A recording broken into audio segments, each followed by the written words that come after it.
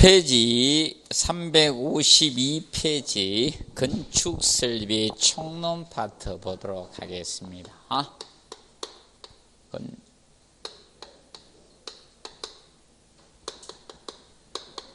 자, 설비 총론 파트 한 문제 정도 보시면 되겠고요. 한 문제.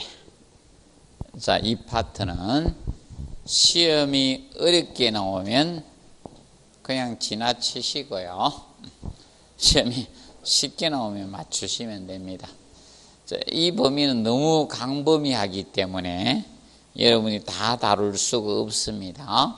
그래서 옛날에 10회 시험 때 여기서 엄청 냈습니다. 입장에서 난이도 조절한다고 엄청 출제를 했습니다. 그래서 이 건축설비의 총론 파트에서 물에 대해서 다루고 있죠. 352페이지 보면 물의 성질에 대해서 해놨습니다. 자, 건축설비에서 다루는 물은 표준 상태에서 일기압하여 4도씨 물을 기준으로 잡아놨습니다. 그래서 이 4도씨 물이 자, 이 부피는 최소고요. 부피는 최소가 되고 밀도는 최대가 돼요. 밀도는 최대가 되는 시점이 이 4도씨의 물은요. 그래서 이제 4도씨 물이 가장 무겁습니다. 될 때. 4도씨 물이 최고 무거워요. 근데 사람이 느끼지는 못합니다. 사람이. 이제 정확히 이제 측정했을 때는 이제 나오는데 사람은 조금 차이 나면 잘 모르죠. 또 느낌으로 있잖아요. 무겁다 하면 대단히 무겁다 이러면 들으면 또 무거운 것 같고 맞아요. 이 사람은 이 느낌가 좀 많죠. 그리고 우리가 사람이 위험에 처하면 초능력이 좀 생기죠. 와, 그때는 힘이 틀려져요. 맞죠? 저도 막 무거운 짐을 막 있잖아요. 막 사람이 막 아드레날린 분비가 막 되고 그러면요. 그때 틀려집니다. 약간. 자, 그래서 부피는 최소가 되고 밀도는 최대된 이 4도씨 물을 기준 잡는 거예요. 그래서 이 4도씨 물이 거기 보시면 1세제곱센치가 물 1세제곱센치가 1cc가 되며 1ml가 되고 1g 개념이 되는 거예요. 물이 이제 기준이 되는 겁니다. 그래서 여러분들 물은 그래서 뭡니까? 물 1000리터가 물 1000kg 되는 거죠. 맞죠? 1톤 되는 것이고 물 1세제곱미터 되는 거죠. 물이 기준이잖아요. 항상 물이 기준이 되었습니다. 그래서 간단히 알아두시고 근데 이 물은 팽창과 수축을 하게 됩니다. 그럼 온도가 변하면 물은 되죠. 그러면 0도씨 얼음이 있고 뭐가 있습니까? 0도씨 물이 있을 거 아닙니까? 0도씨 물이 있습니다. 이때도 최적 팽창이 발생합니까? 안 합니까? 얼게 되면 최적 팽창이 생기죠? 그래서 유리병이 깨지잖아요. 약 9%만큼 최적 팽창이 생깁니다. 얼음이 되면 약 9% 차이가 있죠. 그래서 얼을 얼었을 때 병이 깨지는 이유가 최적 팽창이 생겼잖아요. 그리고 이 4도씨 물이 100도씨 물, 4도씨 물이 부피가 최소화되니까 이때 약 4.3%만큼의 최적 팽창이 생겨요. 이때는 약 4.3%, 약 4.3%만큼의 최적 팽창이 생겨요. 다시 100도씨 물에서 100도씨 전기입니다. 전기로 됐을 때는 이때는 최적 팽창이 1700배가 커집니다. 1700배. 그래서 전기기관이 바로 이걸 이용한 거죠. 맞죠? 그래서 이제 발전소의 기본 원리가 이거잖아요. 수증기 만들어야 하잖아요. 1700배 커지니까. 원자력 발전소도 원자력 그 열을 이용해서 수증기 만들어서 돌리는 거 아닙니까? 그래서 약 1700배만큼의 최적 팽창이 생깁니다. 간략히 알아두시고 그 다음에 수학과 수두의 관계적인 측면을 거기 해놨습니다. 그래서 이제 수학과 수두의 관계는 그거는 지문을 썼고요. 그래서 이제 수압 단위는 지금 메가파스칼 단위를 써요. 과거에는 수압 압력 단위를 킬로그램 퍼 제곱센치를 썼는데 지금은 무엇이다? 메가파스칼 단위를 씁니다. 메가파스칼 압력 단위를 씁니다. 메가파스칼. 과거는 킬로그램 퍼 제곱센치를 썼었어요. 제곱센치, 그 메가파스칼 단위는 이거죠. 뉴턴 퍼 제곱밀리예요. 제곱밀리당 몇 뉴턴 힘이 가해졌느냐. 이것이 메가파스칼 단위고요. 과거에는 뭘 썼다? 킬로그램 퍼 제곱센치를 썼습니다. 제곱센치당 몇 킬로의 압력이 가해지느냐 이거고, 지금은 제곱밀리당 몇 뉴턴임이야. 이렇게 쓰네. 뉴턴임을 쓴 겁니다. 그래서 이제 수압이고, 근데 수압을 메가파스칼을 수압 단위를 물의 높이로 환산하기 위해서는 100을 곱해주면 물의 높이 수두가 나와요. 물탱크의 높이가 나오는 거예요. 반대로 물의 높이, 물탱크의 높이를 알고 있으면 여러분은 수전에 0.02를 곱하면 수압 메가, 여러분 수도 꼭지에 얼마만큼의 압력이 가해지냐를 측정할 수가 있는 거예요. 고가 탱크 저면으로부터 여러분들이 있죠? 수전까지, 위생기구까지 거리를 따지면 돼. 그러면 그 메다에다 곱하기 0.02를 하면 수압 메가파스칼 단위가 나오는 거예요. 자, 그럼 예를 들어서 이겁니다. 아파트가 있는데 여러분들이 있죠? 옥상에 물탱크를 설치해 놨을 거 아닙니까? 그럼 여러분들 뭐 이 층에 있다, 여기 수전이 있다, 샤워기가 있다. 그럼 여기서 이만큼 떨어졌을 거 아닙니까? 맞죠?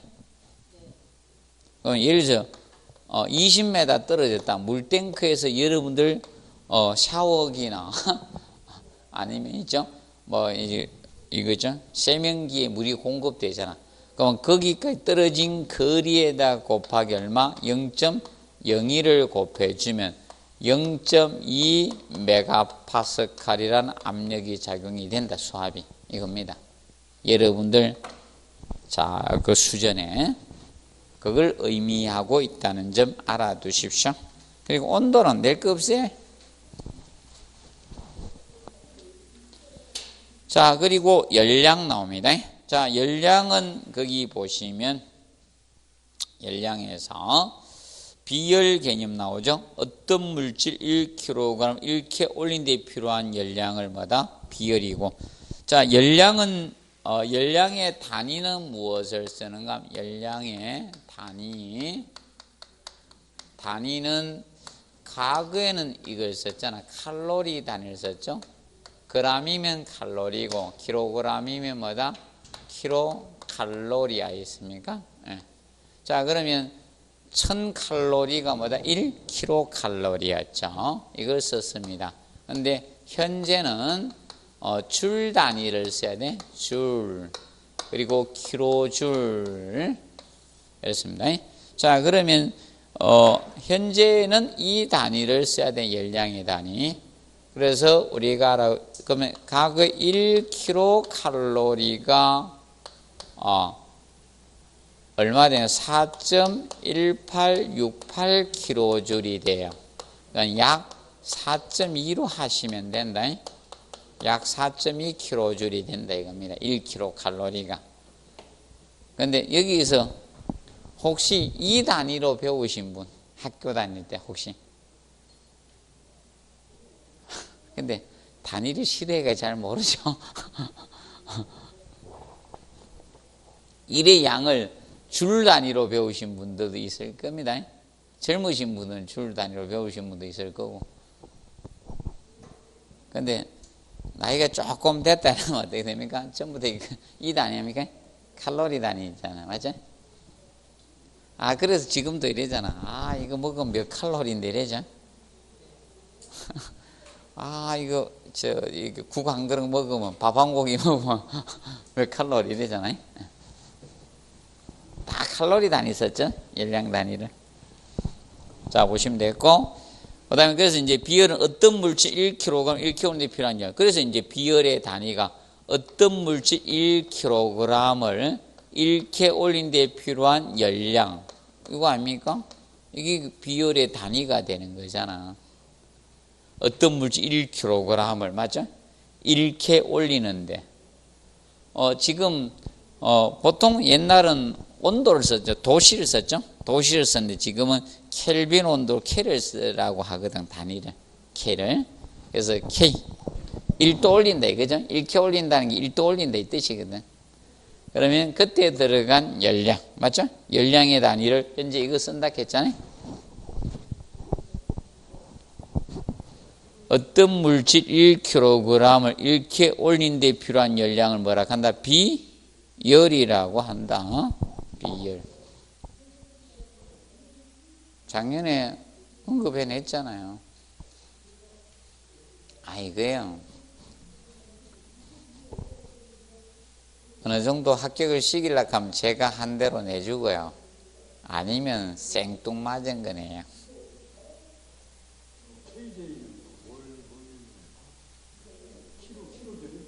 네, 킬로줄이라는 게 킬로칼로리. 1000줄이 1킬로줄이잖아. 1000칼로리가 1킬로칼로리.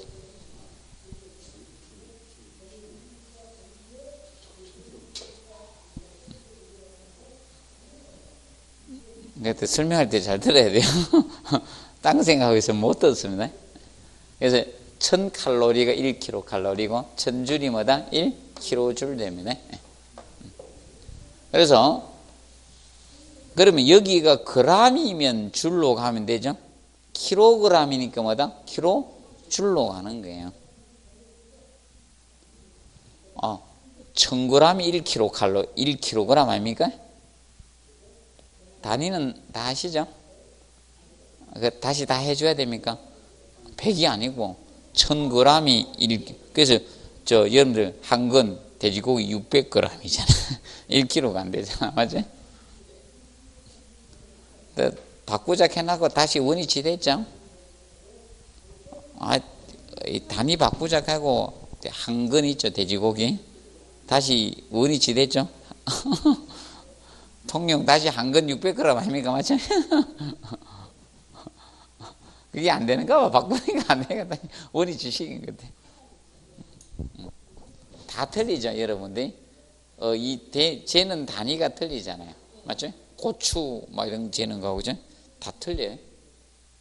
옛날에 다양하게 쟀습니다. 근데, 여러분들 단위만 나오면 싫어하십니다. 단위는 의외로 쉬워요. 비열의 단위. 어떤 물질 1kg을 1kg인데 필요한 열량을 뭐다? 그 열량이죠? 킬로줄. 쓴 겁니다. 자, 그리고 넘겨보시면 열용량. 열용량은 어떤 재료가 축적하고 있는 열량을 뭐다? 열용량이라고 칭합니다. 열용량. 그래서 열용량, 그래서 그 식이 질량 곱하기 뭐다? 비열을 곱한 거야. 그럼 무게가 무거울수록 열용량이 어떻게? 커진다. 그러면 열용량이 크다는 것은 열을 많이 축적하고 있기 때문에 서서히 뭐다? 식어간다는 거죠. 맞죠? 오랫동안 열을 간직할 수 있는 게 열용량이 큰 거예요. 그러면 열용량이 적다는 것은 열을 오랫동안 간직하지 못한다는 거예요. 자, 그럼 예를 들어 봅시다. 양은 냄비하고 가마솥이 있어요. 그럼 누가 열용량이 크다? 가마솥이에요. 오랫동안 열이 간직할 수 있잖아요. 근데 양은 냄비는요, 라면 끓일 때는 어떻게 빨리 끓죠? 맞죠? 그런데 라면 다 먹으면 다 식어 있어. 잡아도 돼. 맞죠? 바로 갖다 줄 때는 잡으면 뜨거워요. 맞죠? 그거 기억하시면 돼요. 양은 냄비하고 가마솥을 비교하시면, 그래서 여러분들 이거잖아요. 돌솥밥을 갖다 주면이죠, 먹는 동안에 누룽지 생기죠? 돌솥이 열 용량이 크니까 데워가지고 기억하시면 되죠. 간혹가다 어떤 돌솥집은 어떻게 됩니까? 저런 경우 있죠. 이 손만 데워놨다가 그냥 갖다 넣어가지고 주는 데도 있죠. 그 돌솥만. 자, 그래서 열 용량이 크니까 그런 것을 할 수가 있다는 거죠. 기억을 하시면 됩니다. 그리고 현열과 잡열하죠. 현열은 온도 변화에 출입하는 열을 무슨 열?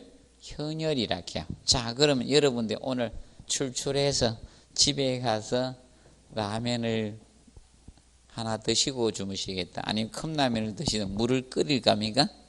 그러면 찬물을 넣고 물을 끓일 때 그 온도 올라가죠? 그때 온도 변화에 출입하는 열을 무슨 열? 현열이라 해요. 에너지 들어가야 될 거 아닙니까? 그리고 잡열은 상태 변화에 출입하는 열을 무슨 열? 잡열이라 해요. 그러면 내가 깜빡했네요. TV 보고 좋은 걸로 예를 들면 근데 오늘 복습한다고 공부를 했다. 물 끓는 줄 모르고 맞아? 그러면 어떻게 됩니까? 간혹가다 여성분들 좀 많잖아요. 뭐 얹어놓고 다 태우는 경우 있죠. 냄비나 다 태우는 경우 있죠. 그러면 걔가 증발하죠. 물에서 무엇으로 전기로 바뀌죠. 그러면 상태 변화에 출입하는 열을 무슨 열? 잡열이라고 하는 거예요. 상태 변화에 출입하는 열을 잡열이라고 합니다. 기억하시고 그 다음에 상태 변화와 열량이 있죠. 이거는 우리 시험의 적합도가 조금 떨어져요. 이미 언급을 했고요. 답을 안 만들어져요. 그러면 거기 물질의 상태 변화에서 이거 옛날에 많이 배우시죠? 맞아요? 고체에서 액체로 되면 뭐라 했어요? 융해죠? 그러면 여기에 들어간 열을 무슨 열? 융해열이라고 하고 얼음이 녹으면서 융해열을 얼음을 만들려고 하면 열을 뺏어가죠. 에너지를 뺏어가야지 얼음이 되잖아. 자, 그리고 응고. 응고는 액체가 고체로 되면 뭐다? 응고죠. 응고고. 그 다음에 액체가 기체로 되면 뭐다? 기하. 또는 정발이란 용어도 쓰죠. 물은 정발된다 하죠. 그리고 다시 기체가 액체로 되면 이것을 뭐다? 액화. 또는 우리가 수증기가 물이 되면 그걸 응축이라 해. 응축이란 용어도 써요. 액화 또는 뭐다? 응축이란 용어도 간혹가다 씁니다. 그리고 고체에서 기체로 되는 것을 뭐라 한다? 성하라 하죠. 그래서 여러분들 대표적으로 옛날 아이스크림 통, 옛날에 이 아이스크림을 팔러 다닌 분이 있었죠. 요새는 팔러 다니는 분 없죠? 저기는 있다. 저기는 있겠다. 해변가에는 있을 수 있겠다. 해변가에는 해수욕장 이런 데는. 옛날은 어떻게 되는가 하면 아이스크림을 팔러 다녔거든요. 맞죠? 지금까지 그거 없을 때 그 아이스크림이 아니고 뭐다? 아이스 깨끼였죠? 아이스 깨끼 이러면서 다녔습니다. 옛날에 저 찹쌀떡, 메밀묵 그런 시절에 아이스 깨끼를 팔러 다녔습니다. 근데 그 통에 드라이스를 넣어놨죠? 드라이스는 주변에 열을 다 빼서 얘가 어떻게 됩니까? 되니까 물이 안 생기죠? 바로 고체에서 뭐로 간다? 기체로 가죠. 그것을 뭐다? 성하라고 합니다. 그러면 여기서 이제 알아둘 거는 그 3번에 정발 기하열 나오죠? 요거는 한번 알아두세요. 정발기하. 그러면 액체가 기체로 됐으니까 이때 100도씨 물에서 100도씨 전기로 될 때 있죠? 100도씨 물에서 100도씨 전기로 될 때 이때 이것을 정발 잡열이라 하거든. 여기에서 이립 이동할 때 이것을 정발 잡열이란 용어를 씁니다. 정발 잡열. 얼마다? 2257kJ이 됩니다. 절상하면 소점 올리죠. 반올림하면 58이 되고, 2257. 58로 해도 되고, 57로 해도 돼. 자, 2257kJ 됩니다. 그러면 이겁니다. 100도씨 물 1kg을 100도씨 전기로 만들 때 얼마만큼의 2257kJ란 열량이 필요해요.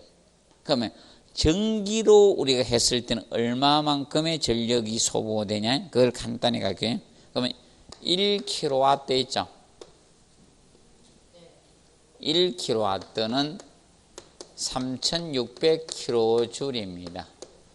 3600의 열량으로 따지면 전기 1kW 가지고 열량을 만들 때, 그러면 전기 포터 있죠? 전기로 사용하는 있죠? 물을 끓이는 그걸 뭐라 하죠? 있죠? 여러분들 보통 탁 눌러가죠? 그래서 이제 물 이거 막 증발시킬 때 이거만큼 들어가는데, 그러면 1kW가 안 들어간다는 거죠. 3600이니까, 그죠? 그러면 몇 킬로와트냐? 그러면 이거죠. 2257 나누기 3600으로 나누면 몇 킬로와트인가 나오는 거예요. 0.629인가? 한번 두드려 보시죠. 계산기 있으면. 계산기 아니면 휴대폰에 여시죠? 2257 나누기 3600을 하면 아마 0.629 정도 나올 것 같은데? 맞죠? 그러면 정발 잠열은 0.629kW입니다.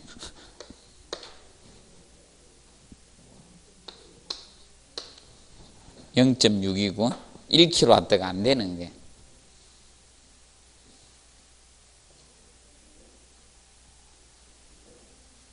혹시나 한번 해놔봐요. 혹시나. 올해는 혹시나 하나만 합시다.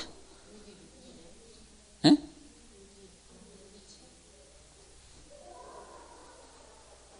안 두드려 봤어요?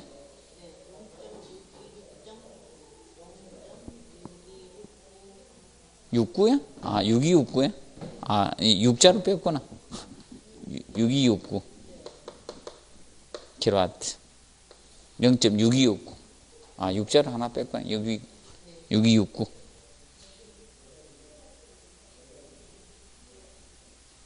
옛날 무슨 선언이 있었죠? 629죠, 그거. 아, 내 그걸 생각해서 그렇구나. 629. 그때 한 번씩 그거 하셨죠? 안 하셨는가? 아, 연세가 있는 분들 그때 한 번씩 이거 안 하셨습니까? 그때 전 국민이 많이 했는데. 아, 그때 저는 머리를 못 감았습니다. 세류탄 그 가루를 하도 많이 맞아가 따고서. 아니, 나는 꼭 맞으려고 한 게 아니고, 나는 뒤에 따라가고 있는데, 바퀴대 간혹 가다가, 앞뒤가 바뀌는 경우가 있대요. 나는 조용히 뒤에만 따라다니는 사람인데, 저는 절대 앞에 안 나서고, 뒤에만, 그래요, 따라다니는데. 거꾸로 가고 있더라고, 간혹 가봐. 내가 제일 앞에가 된 거야. 아, 왕가만. 뒤로 밤싸가 정 부대가 여기 와가 제가 정면이 돼가지고 완전 가루 엄청 입으셔가지고 6269 1kW가 안 됩니다. 627로 할까요? 자, 보시고 그 다음에 페이지 355페이지 보면 습기가 나옵니다. 그 위에 거는 거의 출제를 했습니다. 출제를 했고요. 혹시나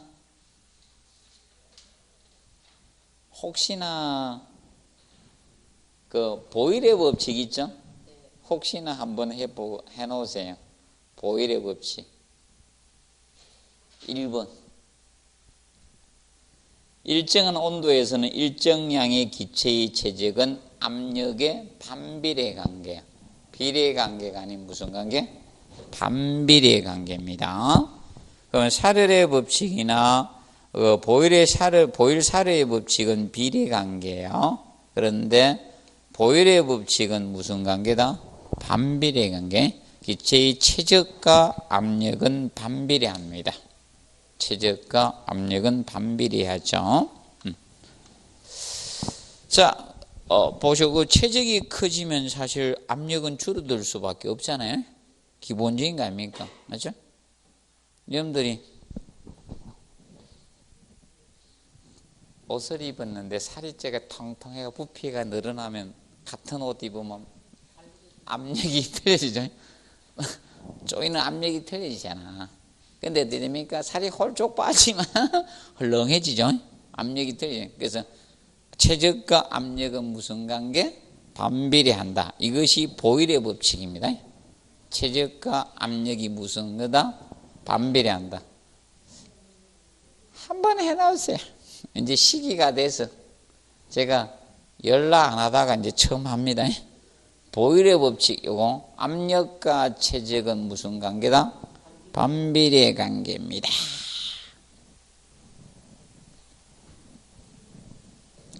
자, 그리고 석기에서 몇 가지 보도록 하겠습니다. 석기에서 356페이지 보시면 석공기 특성 나옵니다. 자, 노점 온도. 노점 온도는 자, 이겁니다. 지구상의 대기 공기는 무엇이 된다? 수증기가 포함되어 있다는 겁니다. 맞죠? 수증기가 지구상은 물이 많기 때문에 습기가 제로가 될 수는 없죠. 습도가 제로가 될 수는 없거든. 수증기가 있다는 겁니다. 수증기가 있기 때문에 그 이슬이 맺히기 시작하는 온도를 노점 온도라 해요. 노점 온도. 그러면 포화 상태가 되면 무엇이 된다? 수증기가 포화 상태가 되면 물방울이 맺힙니다. 이슬이 맺히는데 그 온도를 노점 온도라고 합니다. 356페이지죠? 356.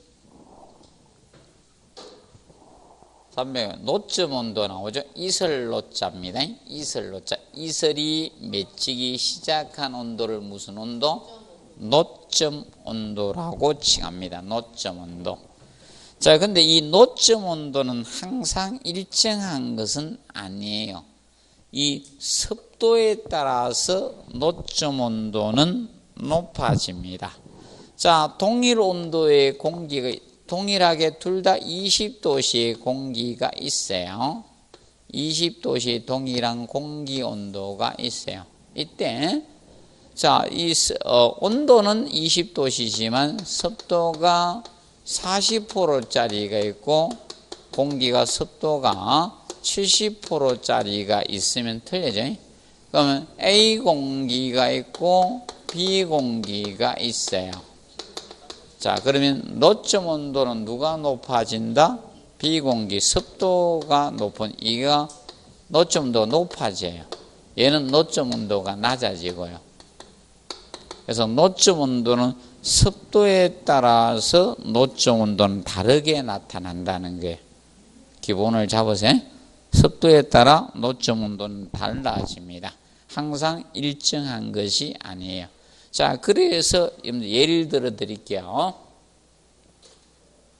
사우나 가면요, 여름이건 겨울이건 천장에 물방울 맺혀 있어요. 예, 계속 수증기가 나오고, 그 다음에 또 습식 사우나도 있고, 그 한겨울만 수증기 나오죠. 습도가 높으니까 천장에 물방울이 계속 맺혀 있어요. 맞죠? 그래서 간혹가다 뜨는 것은 그 결로 맺힌 그 밑에 뚝 뜨는 게 간혹가다 기분 나쁘게 하고서 뭐가 뚝 뜨는 경우 있죠. 한 번씩 맞는 경우 있죠. 그게 바로 노점 이슬이 생겨서 맺힌 물입니다. 자, 그리고 안경이 쓰신 분들은 노점을 많이 느낍니다. 아, 추운 겨울이 다가와서 우리가 찬바람을 가르고 집에 가셨네. 실내에 들어가니까 됩니까? 안경 표면에 성에가 확 끼죠. 이것이 그 실내의 노점 온도가 이 안경 표면 온도보다 낮았기 때문에 안경 표면에 성에가 끼는 거죠. 이슬이 맺힌 겁니다. 이것을 노점 온도라고 한다. 그 점 알아두시고, 그 다음에 그 3번의 상대습도 알아두시고, 상대습도. 자, 상대적인 습도다. 이 습도는 사실 이겁니다. 이 상대, 지금 현재 지구상에서의 습도는 다 상대 습도입니다. 일기예보 있죠? 일기예보에서 오늘의 습도는 몇 프로입니다. 있죠? 그게 상대 습도입니다. 절대 습도 아니에요. 상대 습도입니다. 그러면 상대 습도는 실제 이 수증기량을 분자해 뒀죠. 분모의 공기온도의 포화 수증기량이잖아. 공기온도에 따라서 포화 수증기, 제대로 포함할 수증기량은 달라지죠. 그래서 이 공기온도가 높아지면 포화 수증기량이 많아지고 공기온도가 낮으면 포화 수증기량이 줄어들어요. 그렇기 때문에 자, 이 상대 습도는 이것이 됩니다. 그러면 공기온도에 따라서 상대 습도는 달라지는 거예요. 그래서 자, 이걸 보시면 된다. 내가 겨울에 차에 그냥 타가지고 있으면 옆에가 뭐가 낍니까? 성에가 껴요. 그러면 간단해요. 저 차 안에 인간이 있는지 없는지 겨울에는 대부분 들통나요. 여름에는 몰래 있어도 되는데 자꾸 성에가 우엽게 되는 차에는 안에 누가 사람이 있다는 거죠. 시동 켜놓으면 들키니까 시동 끄놓고 있으면 대부분 아니 자기가 문을 조금 열어놓고 있으면 관계없는데 맞아요? 창문을 조금 열어놓고 이렇게 있으면 관계없는데 뭐 사람을 닫고 있으면 가만히 있으면 자꾸 뿌여지면 그 안에 인간이 있는 거예요. 그래서 차 바로 잡아내면 됩니다. 그래서 이제 여러분이 차 혼자 타고 있으니까 시동을 안 켠 상태에서 있으면 성해가 생기는데 이걸 히트를 틀었죠? 히트를 틀게 되면 어떻게 됩니까? 온도가 올라가잖아. 그러면 이 포화수증기량이 커지니까 결로가 안 생기는 거예요. 맞죠? 그런데 여러분이 입니다. 사람이 많이 타면 어떻게 됩니까? 수증기가 많이 나오죠? 결로 생기는 거고요. 난방해도, 그 온도 높여도. 그래야 되는 겁니다. 자, 그래서 상대 습도는 그래서 변화가 생깁니다. 그래서 공기를 가열하면 상대 습도는 낮아져요. 그리고 공기를 냉각하면 상대 습도가 높아지는 거예요. 그래서 여러분들이 히터를 틀어버리면 혼자 운전할 때 성해가 안 생기죠? 맞죠? 그 간단한 이론입니다. 그래서 알아두시고, 그래서 상대 습도는 변화가 생깁니다. 그래서 그 6번에 보시면 석공기 선도 그 밑에 6번에서 자, 거기에 미음 마지막 줄 보면 공기를 가열하면 상대 습도는 어떻게? 낮아지고 냉각하면 상대 습도는 높아집니다. 높아지게 됩니다. 간단히 알아두시고, 그 다음에 D급 보시면 자, 석구 온도는 항상 건고온도보다 낮으며 포화상의 석구 온도와 건고 온도가 차이가 동일합니다. 그러면 석구 온도는 이게 석구 온도입니다. 온도계가 이렇게 있을 때 온도계 이런 온도계가 이렇게 있잖아요. 그럼 온도의 감원부 여기에다가 솜이라든지 천으로 감싸가지고 이 물을 뭉쳐놓은 거예요. 이 솜에 물을 뭉쳐놓게 되면 물이 어떻게 됩니까? 대기가 건조하면 증발할 거 아닙니까? 그럼 온도가 떨어질 거잖아. 맞죠? 그것이 석구 온도예요. 보통 건고 온도는 일반 온도계로 측정한 게 건고 온도예요. 일반 온도로 걔가 측정한 것이 건고 온도고, 석구 온도는 온도의 감원부에다 솜이나 천에다가 물을 적셔 놓은 거예요. 물을 적셔 놓으면 이 물이 증발될 거 아닙니까? 맞죠? 그러면서 온도가 떨어질 거 아닙니까? 그래서 일반 석구 온도하고 건고 온도의 관계는, 건고 온도는, 그러면 누가 높게 나타난다? 건고 온도가 높아요. 같을 수는 있어요. 같을 수 있을 때가 포화 상태, 동일할 때가 습도가 100%인 포화 상태일 때, 포화 상태. 이때만 같고요.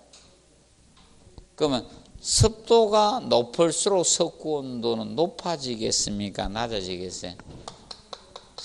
습도가 높을수록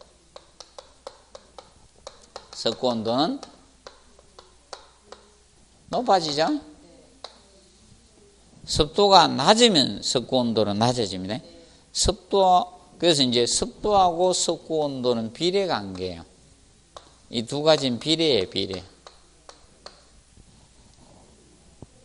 비례 관계입니다. 그래서 노점 온도도 비례 관계고. 그래서 그 점을 우리가 알아두도록 해두시면 되겠습니다. 그 점 봐두시고요. 그 다음에 357페이지 도일은 두 번 출제가 되었습니다. 도일 개념은. 도일은 다른 개념이 아니라 이 개념이다. 여러분들이 우리가 건축물을 축조를 해잖아요. 건축물을 지었어요.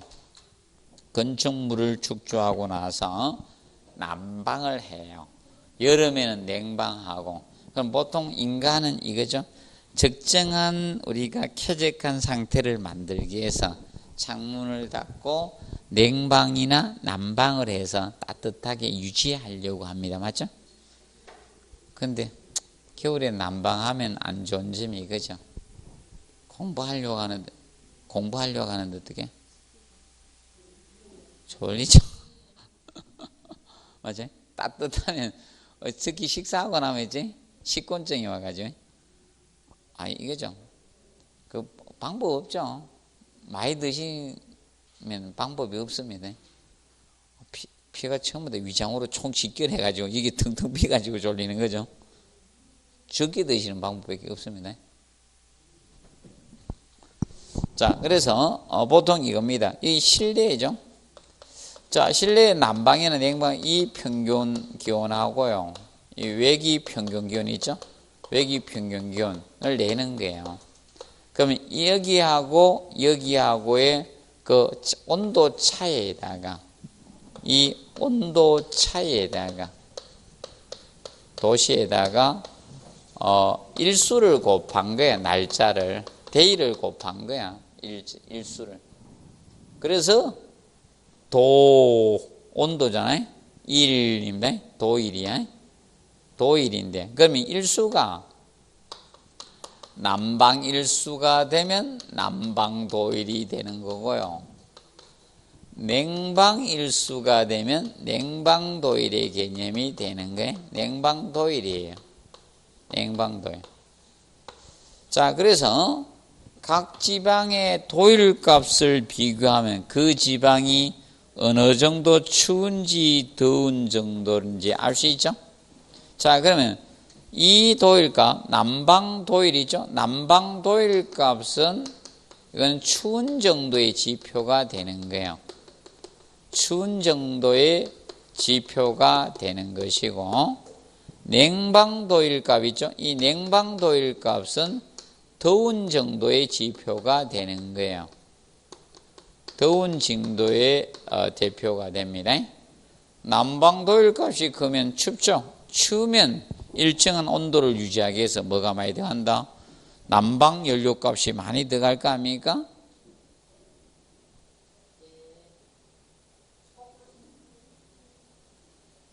저 같은 사람만 살면 별로 에너지는 절감이 됩니다.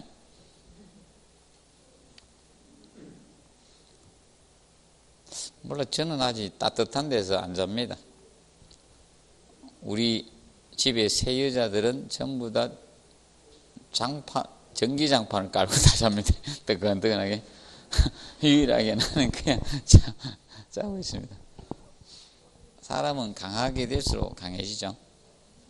저는 그래서 추위도 별로 안 타고 더위도 별로 안 탑니다. 그래서 이 도일값을 비교하면 그 지방이 어느 정도 추운지 더운 정도 되죠.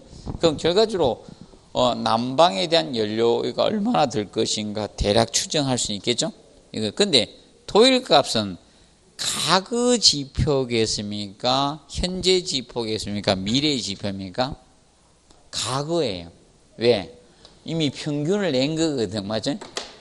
평균을 내서 이미 과거 지표인 거예요. 도일값은. 맞죠? 과거 지표입니다.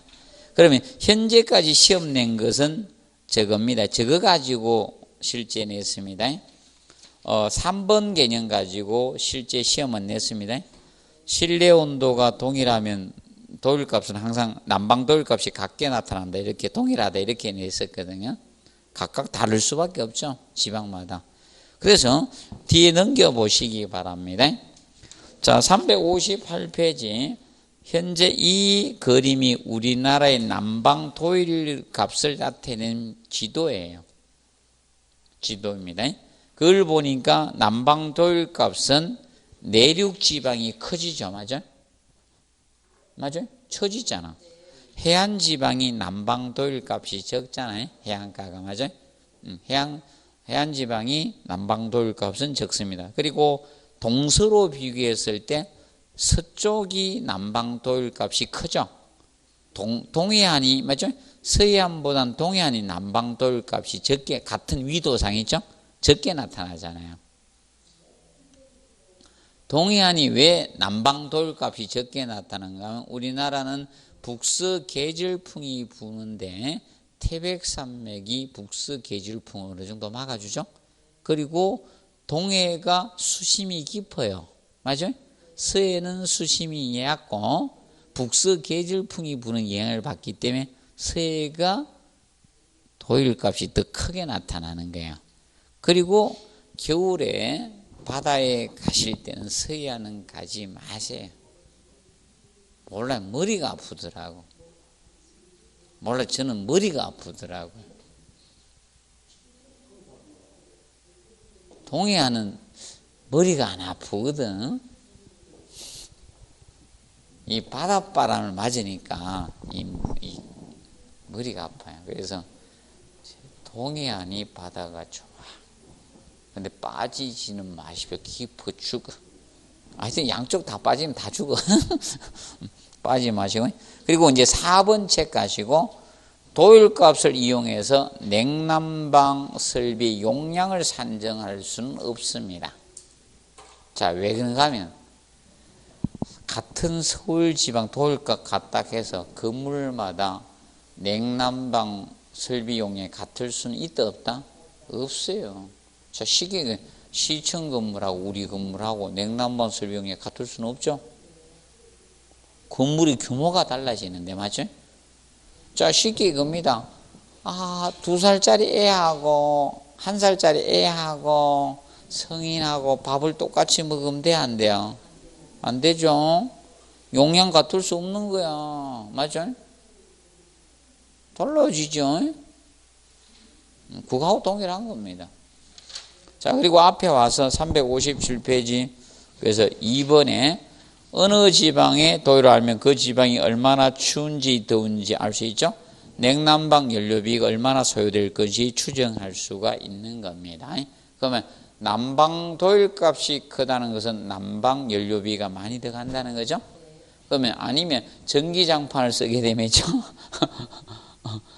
요새 온수도 있죠. 근데 온수가 단점이 소음이 심해요. 물을 끓여야 되니까. 맞죠? 물을 돌려야 되니까 소음이 문제가 되는데 그걸 해결하면 그게 괜찮은데 요새 온수 매트 나왔잖아. 맞죠? 근데 그건 소음이 문제점이 있다 카대. 예민한 사람은 못 잔대. 그러면 예민하지 않는 분은 그걸로 하면 되겠죠. 온수 매트로 하면 좋은 거고. 맞죠? 전기로 물을 데우긴 데우는데 온수를 데워서 보내는 게.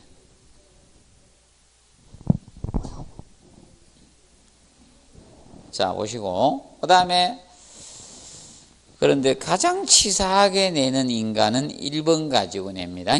실내 평균 기온과 외기 평균 기온의 차에다가 일수를 곱한 거예요. 제가 이 곱한 거라 했잖아요. 일수를. 맞죠? 대이 날짜를 곱한 거야. 근데 요거 곱을 갖다 합으로 씁니다. 합이 아니야. 플러스 하는 게 아니라, 합이 아니라 곱한 게 곱이에요. 곱이에요. 곱.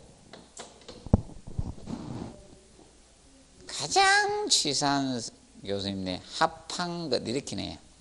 곱한 것인데 가장 무난하게 내면 3번으로 내. 오케이? 그리고 중난이도로 내면 4번으로 내. 중으로 내면.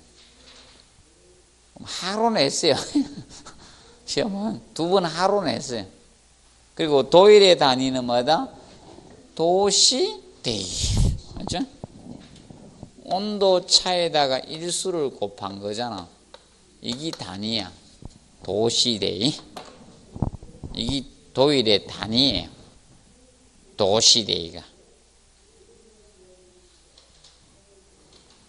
마찰 손실수도 나오죠.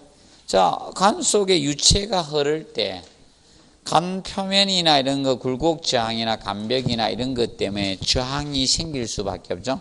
로스가 발생해요. 그걸 손실을 우리가 물의 높이로 나타낸 것이 마찰 손실수도입니다. 3번 냈어요. 얘는 3번 냈어요. 마찰 손실수도는. 자, 이 마찰 손실수도는 혹시 나오면 계산 문제가 나올 수 있다. 계산 문제는 10회 때 냈는데 또 한 번 나오면 나올 수 있다. 올해가 20회잖아요. 올해가 몇 회 시험이다? 20회 시험입니다. 혹시나 작년에 땡겨서 낼 수도 있는데 준비하라 했는데 안 땡겨서 냈어. 올해 준비하세요. 작년에 앞에 이론 가지고 이렇게 제가 이야기했던 이론 가지고 이렇게 지문해서 합쳐서 냈어요. 종합으로 해가. 자, 마찰 손실수도.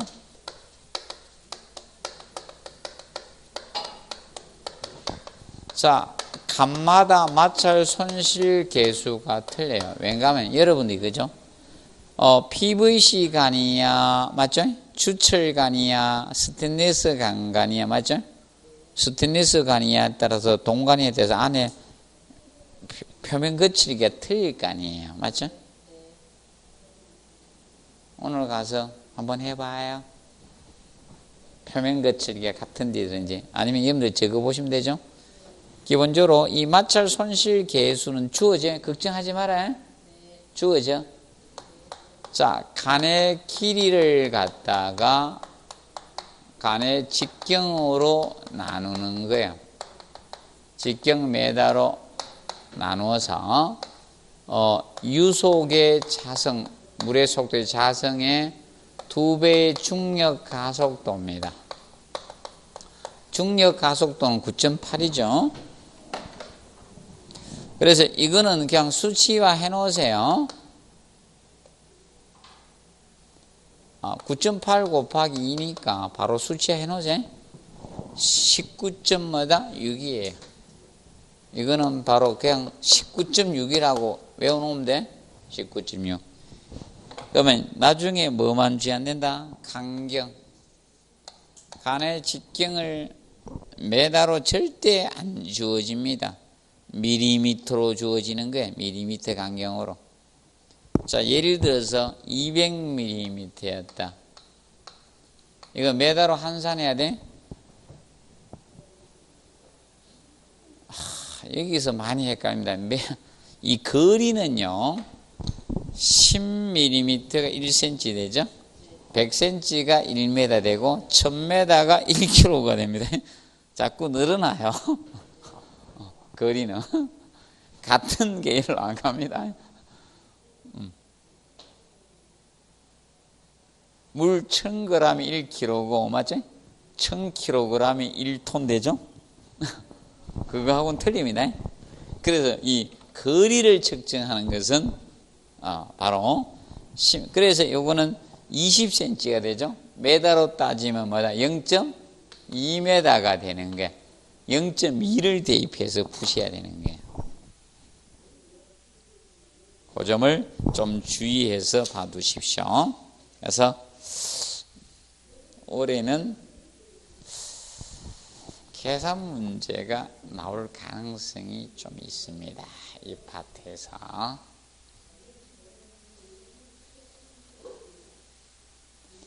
아니면 조금 어려운 문제가 나올 겁니다. 그럼 찍으세요.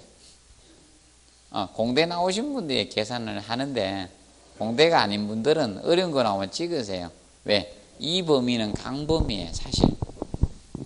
이 범위가 건축 환경 학 분야 전체에 그거에다가 유체하고 연력학이죠. 이런 부분이 총망라된 부분이에요, 사실상. 그래서 범위가 굉장히 강범위예요. 그래서 깊이 들어간 거 나오면요, 그냥 찍어요.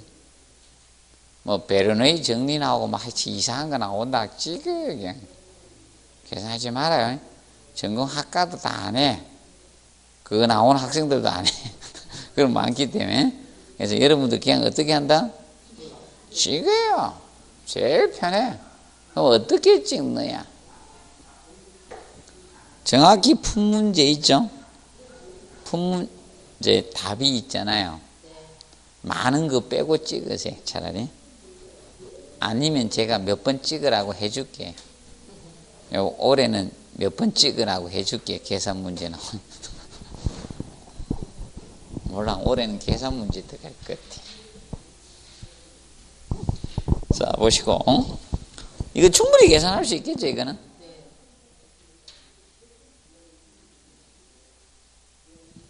자, 그래서 1장 마칩니다.